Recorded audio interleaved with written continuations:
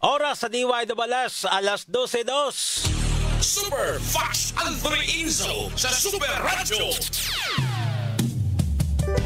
Super Radio Balita sa Untong Tutok. Super Radio Balita sa Untong Tutok.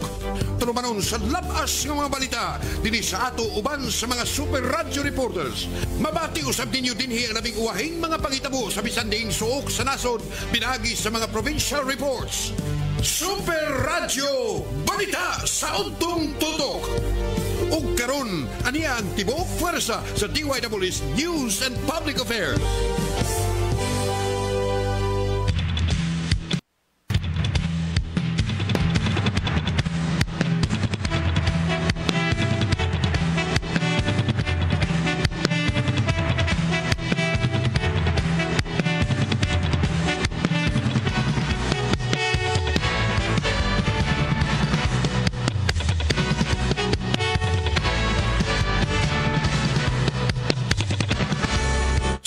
Kabisayan, Mindanao, Pilipinas. Mga kapuso, kumustag mayong udto kaninyong tanan. Welcome sa Tulumanon Super Radio Balita sa Untong Tutok.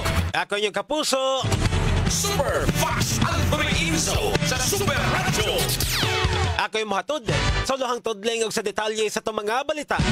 Diningadlaw karon nga Sabado, Pitsa 18 buwan sa Oktubre at 2025. Pamusa nga tanan nga nagpamati nini nga itong istasyon, ang DYWS Super Radio GMA 999 kHz sa dial sa inyong mga radyo. Super Radio Balita sa Untong Tutok. Og karon sa itong mga headlines. Dini sa ato face-to-face classes sa syudad sa Mandawi padayon nga suspendido. Sunod semana. Super Radio Balita sa Untong Tutok. Samtang ang DSWD nakadeploy na gunom ka mga mobile kitchens dito sa Northern Cebu. Super Radio Balita sa Untong Tutok.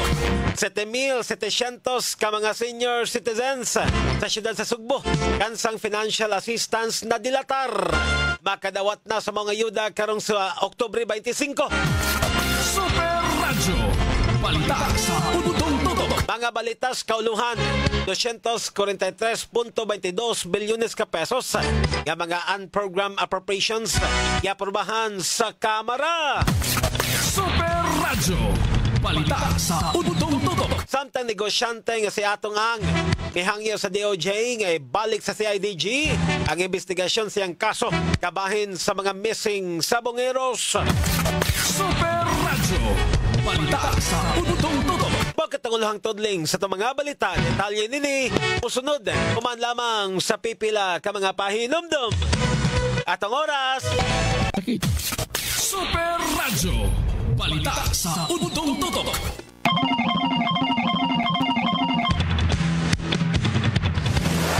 Super Radio Local News.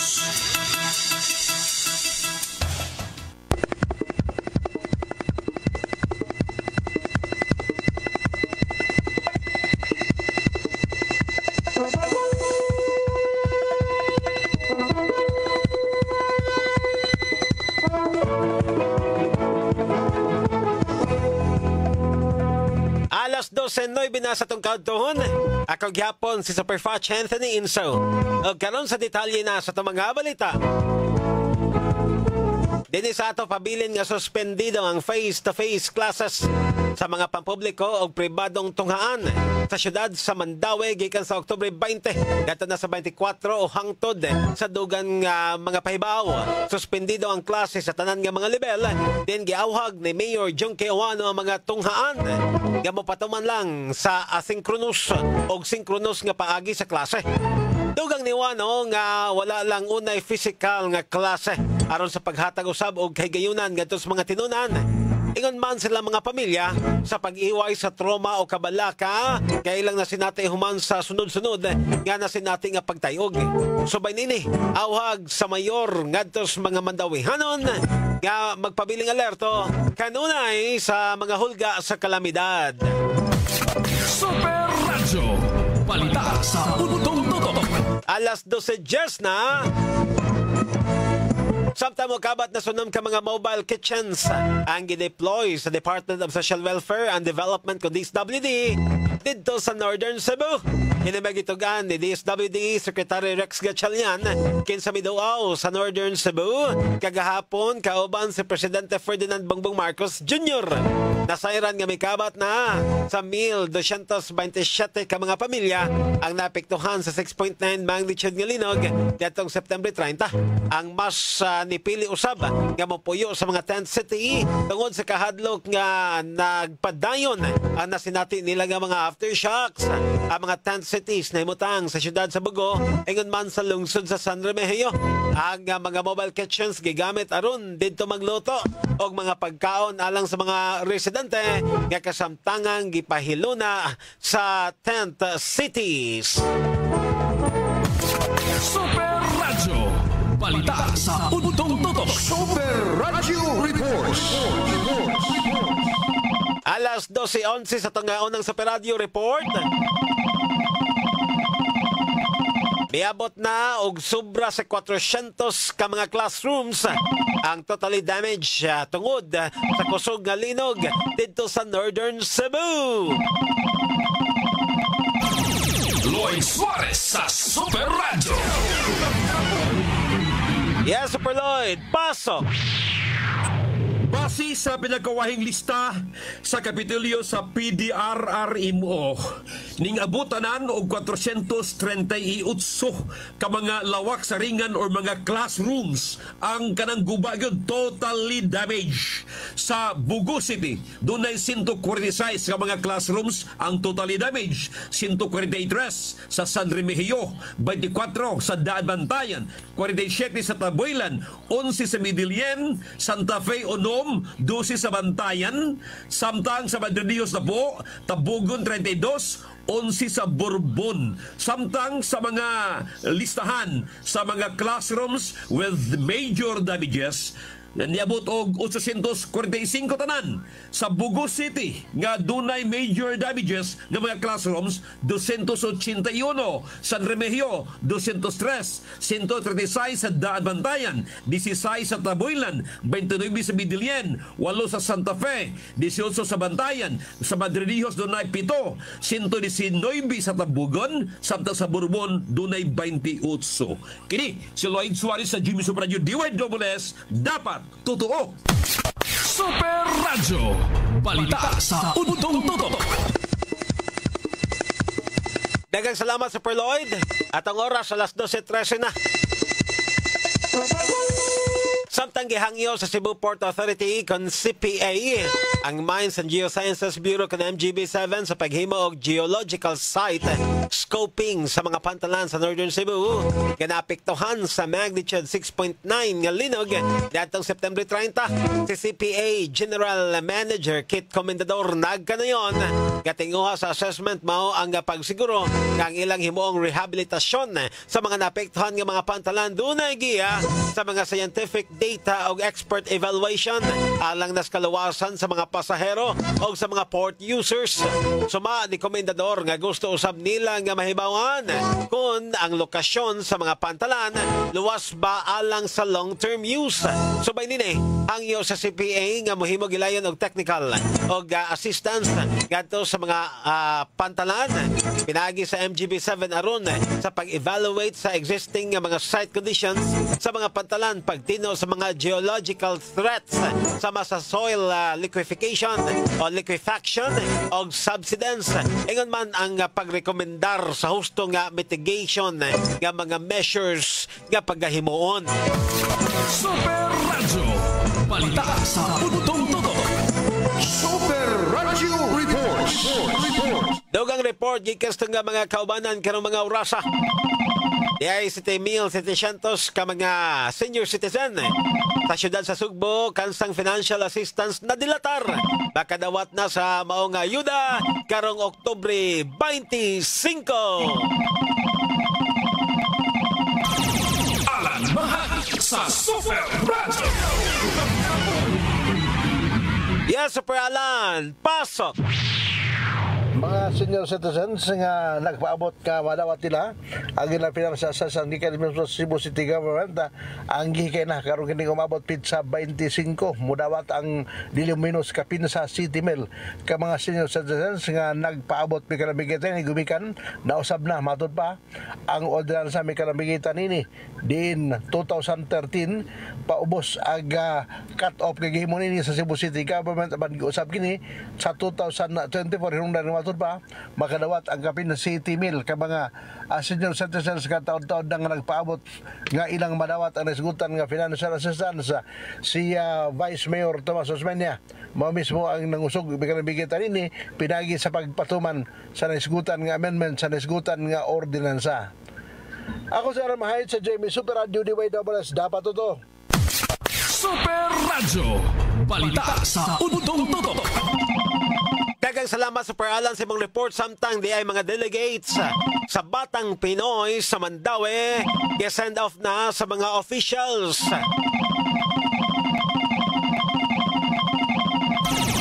Norman Mendoza sa Super Radio. Yes, Super Norman, pasok. Yes, sa perpasa, gipahigayon na kagriha ang send-off ceremony alang ining 242 ka mga delegado alang sa Batang Pinoy dito sa Jensan. Ang mga delegates nagkuman kini sa 185 ka mga atleta. Adunay 42 ka mga coach o ingon man dunay 15 ka mga delegation na official ang maong pagpahigayon sa send-off ceremony gihimo diya sa Mandaue Sports and Cultural Complex o gihimo nila ang misa sa wapa mo sugod ang maong seremonya itabungan nila ni Mayor Jonky Uwano o Congresswoman Lollipop Imari Uwano Dizon. Ilaw sila nga sa mga delegado nga hapsay o luwas lang ang matag atleta o ang tanan nga mga delegado o gipanghinangusab mas maayo nga ilahagyod nga makuha ang mga bulawang medalya. Kini Super Norman Mendoza sa GMA Super Radio DYWS dapat totoo. Super Radio, balita sa Udtong Tutok.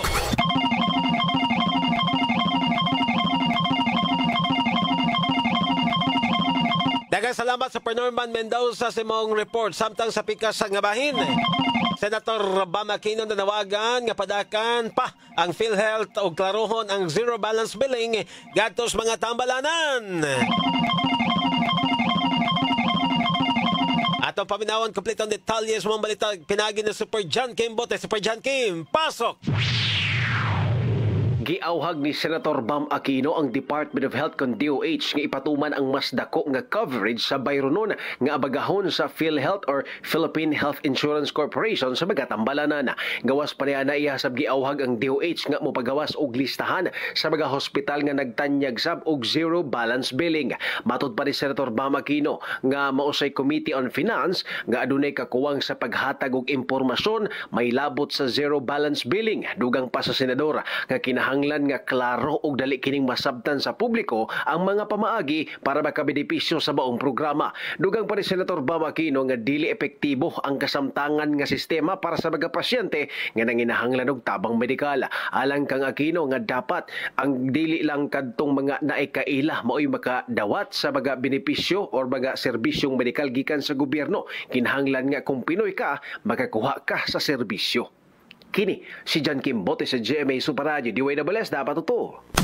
Super Radio, balita sa Udtong Tutok. Balita sa Udtong Tutok. Super Radio National News. Alas 12:21 na, mga balita gikan sa kauluhan. Miabot sa 243.22 bilyones ka pesos ang program nga appropriations sa proposed 2026 national budget kag aprobahan sa Kamara. Apan suma ni Speaker Buji D nga mag-amping sila aron kini dili maabuso. Lakip sa maong nga pondo ang Strengthened Assistance for Social Program nga gitaganan og kapin sa 45 bilyones ka pesos. budgetary support to GOCCE nga adunay 6.8 billion pesos nga budget. 97.3 billion pesos alang sa support to foreign assisted projects og 3.6 billion pesos nga program on risk management. Gawas din may gitaganaw sab nga 50 billion pesos nga budget alang sa revised AFP modernization program, 2 billion pesos sa Marawi Siege Victims Compensation Program ug uban pa. Super Radyo, balita sa Untong Tutok. Alas 12:22 na samtang gihangyo sa negosyante nga si Atong Ang Department of Justice kundi DOJ nga ibalik ang iyang kasamtangan nga kaso kalabot sa missing sa bungeros sa Philippine National Police kun PNP Criminal Investigation and Detection Group kun CIDG alang sa husto og impartial nga investigasyon. Personal nga miduaw si Ang at DOJ aron isumiter ang iyang counter affidavit sa kriminal nga mga kaso sama sa murder, kidnapping, direct bribery o tampering of passports. Suma siya ng abogado nga si Attorney Gabriel Villarreal. Gusto nini nga tugtan kini sa panel of prosecutions nga ibalik ang iyahang tibuok nga mga kaso ngadto sa CIDG. Dugang panini nga bisan og dunay katakus ang DOJ nga mutabang sa PNP sa case build-up apan ang investigasyon trabaho kinis kapulisan og dili sa piskalya. Dili hinon nga gihangyo o wanon gihangyo sa iyang kliyente nga ibasura ang kaso tungod kay gusto lang nila nga makabaton og gusto nga case build-up patas og impartial nga investigasyon. Gitakda nga karon sa Oktubre 21 ang padayon nga preliminary investigation sa mga kaso ni Atong Ang. Super Radyo, balita sa Untong Tutok. Super Radyo, Weather News. At ang oras mga kapuso, alas 12:24 na. Ato sang sutaon, ato ang updates lakat sa panahon. Sa musunod nga 24 oras, labi na kay doon na tayo bagyong Ramil karon. Doon na mga dapit gipang-isa sa signal number 1 o signal number 2 gumikan ining pagsud sa bagyo nga si Ramil. Naka-standby sa pikas linya at ang weather forecaster gikas pagasamagtan, Ma'am Ana Dumdum, maingod to. May auto, Sir Pash, mauto sa Panati Paminaw, makinatawad na update. Si Ramil ni Kusog Gamay o nakini sa may kadagatan sa Palapag, Northern Samar. And aduna ni siya ay maximum sustained winds nga 75 km per hour o gasinas mopot nga 90 km per hour. Yapon ka tropical storm si Ramil and kini siya nagalihok pa west-southwestward sa gikusgon nga 20 km per hour. Ang yang hangin nga kusog na to na sa gale force mo extend hantod 400 kilometers gikan sa sentro niini. And sa latest na tong update, signal number 2 giisa sa northern portion sa Aurora, sa may Polillo Island, sa Camarines Norte, Catanduanes, Camarines Sur, sa Albay ug sa Sorsogon. And dito sa Visayas, giisa po ang number 2 sa northeastern portion sa Northern Samar. Signal number 1 dito sa Cagayan, nakipon ang Guabayan Islands, Isabela, Quirino, Nueva Vizcaya, Apayao, Abra, Kalinga, Mountain Province, Ifugao, Benguet, Lagos Norte, Ilocos Sur, La Union, Pangasinan, Aurora, Nueva Ecija, Bulacan, Tarlac, sa may portion sa Pampanga, sa portion sa Quezon, Camarines Sur, sa may Binimbayan sa Albay, sa Sorgon of Borlas, Ticao Island. Signal number 1 sab, diri sa Visayas, ang piling nga lugar dito sa Northern Samar, nabilimbayan sa Northern Samar, sa northern portion sa Eastern Samar, o sa northern portion sa probinsya sa Samar. And based sa track and intensity outlook ni Ramil, nikahuman niya mo lihok, kadito rin siya mo lihok pa west-southwestward. And after that is gina-forecast na mo balik siya generally pa west-northwestward or northwestward. Kunya ang sentro ni Ramil, posible siyang mag-landfall or mo paduol ito sa may Northern Samar karong early sa kaatuhon. Then before siya mo ato sa may Catanduanes sa karong hapon or gabi. and klase sa lihok ni Ramil, posible siya maglandfall dito sa may Albay o Sorsogon. Unya mo labang ni siya over the mainland sa Bicol Region and Polillo Islands. So, padaylong at sa kasamtangan natin heavy rainfall warning gina-issue sa portion diri sa Central Visayas o sa Western Visayas and dito po sa Eastern Visayas and natin orange rainfall warning giisa sa Eastern Samar. So, paday na ito pag-atanga lang sa update ni Ramil and mga weather advisories, rainfall warnings nga gina-issue. Makataw itong update para sa karong adlaw and kini siya na dumdum diri sa DOC Pag-asa maayong punto daghang salamat. Salamat naman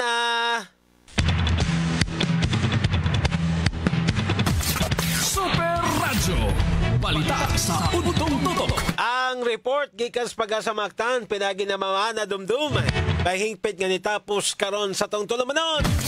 Super Radyo, balita sa Udtong Tutok. Apas na pagkuhingpit nga manamilit. Ako na balikan ng mga headline. Dinis sa ato face-to-face classes sa siyudad sa Mandaue. Padayon nga suspendido sunod semana. Super Radyo, balita sa Udtong Tutok. DSWD nakadeploy na gunom ka mga mobile kitchen dito sa Northern Cebu. Super Radyo, balita sa Udtong Tutok. DI 7,700 ka mga senior citizen sa siyudad sa Sugbo. Kansang financial assistance na dilatar. Baka dawat na sa mga ayuda karong Oktubre 25. Super Radyo, balita sa Udtong Tutok. Balita gikan sa kauluhan 243.22 bilyones ka pesos nga mga unprogrammed appropriations giaprobahan sa Kamara. Super Radyo, balita sa Udtong Tutok. Samtang negosyante nga si atong ang mihangyo sa DOJ nga ibalik sa CIDG ang investigasyon sa yang kaso kabahin sa missing sa Bungeros. Super Radyo, balita sa Udtong Tutok. Mayong pagpaminaw ni Rusty Inso gikan sa Taiwan naminaw karon sa to ang TikTok Live. I-search niyo Fatch Anthony Inso sa TikTok. Iyo makita itong mga live sa mga adlong Sabado o Domingo alang sa itong mga tulumanon.